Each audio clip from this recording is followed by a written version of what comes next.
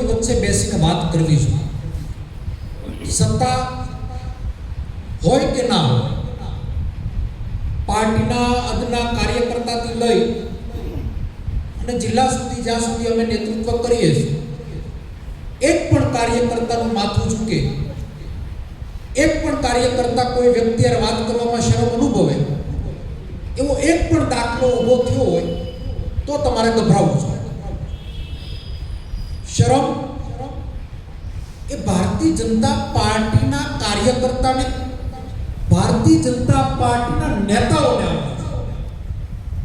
ત્યારે તમે મનમાં સંતોષ રાખો કે કઈ રીતની લડાઈ થશે, કઈ રીતના ઇલેક્શનો થશે.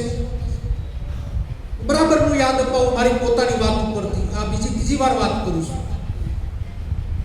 જાહેર જીવનમાં મને બાજુના ઘરમાં કોઈ ઓળખતું નહોતું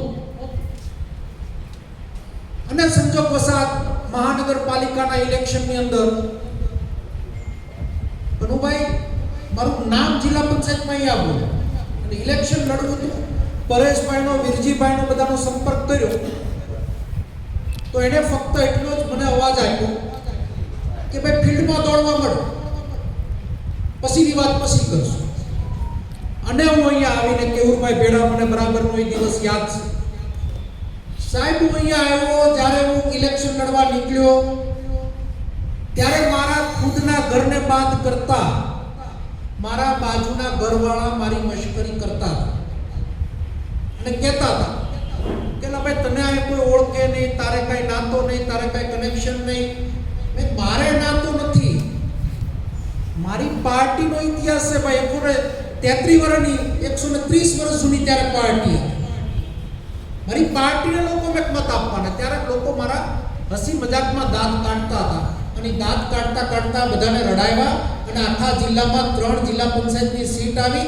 એમાં જિલ્લા પંચાયતનો સભ્ય બની અને જવાનો મોકો મળ્યો. ત્યાંથી હું અહીંયા જિલ્લાનો પ્રમુખ બન્યો. અમારું ટૂંકા ગાળામાં તમને ઇતિહાસ એટલા માટે કહું કે રાજનીતિમાં કોઈને નેતા બનવું હોય ને તો કોંગ્રેસ પાર્ટી કરતા બેસ્ટ અને સારી પાર્ટી કોઈ નથી.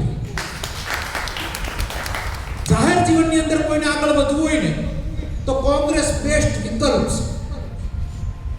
સાહેબ પ્રવાહી સ્થિતિમાં તો ગાડરિયા પ્રવાહમાં તમને કોઈ ઓળખે નહીં, તમારો કોઈ ભાવે પૂછે નહીં. નેતા બનવું હોય તો સંઘર્ષ કરો, નેતા બનવું હોય તો લોકોની વચ્ચે જઈ અને લડાઈ કરો. નેતા પ્રજા તમને બનાવશે.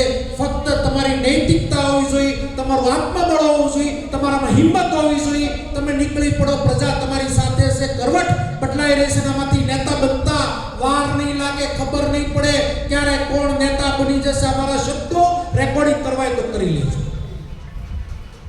જ્યારે પ્રવાહ ચાલુ થાય ને ત્યારે વાંટે બેઠેલા પાળીએ જ બેઠા રહેવાના છે. અને કહેતા હશે કે વિપુલભાઈ એવું ના હોય કે મારી હારે રખડતો. હું કે આવું કહેતા હશે. હું કામ કહું છું, આ દેશની અંદર કોંગ્રેસ પાર્ટી એક એવી પાર્ટી છે કે ત્યાં જો હુકમી નથી ચાલતી. પાયાનો માણસ, પાયાનો કાર્યકર્તા એ નેતાને કહીએ કે આમ ન થાય. આ તાલુકાનો કાર્યકર્તા પ્રતાપ દુધાતને કહે બે સારુનો, હસુભાઈ એમ કે સારુનો બે ન થાય. પ્રતાપ દુધાત અમિતભાઈ ચાવડાને કે આમ ન થાય, આમ જ થાય. એ કોંગ્રેસમાં થાય. અમિતભાઈ, પરેશભાઈ ધાનાણી, રાહુલ ગાંધીએ વાત કરીને કે નેતા આમ ન થાય, આમ થાય. ટ્રાય તો કરતો. ભારતીય જનતા પાર્ટીની મીટિંગમાં બેહીને ક્યારેક વિચાર તો કરજો, વાત કરવાની હિંમત તો કરજો. એ લોકશાહી ન્યા નથી, લોકશાહી કોંગ્રેસમાં છે.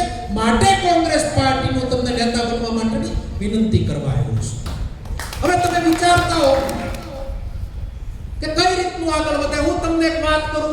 આજે દેશની સાથે રાષ્ટ્રીય જ્ઞાની પરેશભાઈ વાત કરું કે મહાસત્તા અમેરિકા બોલો ત્યાં થર આખું વર્લ્ડ કાપ આપણો સપનની સાથી વાળો માણસ થર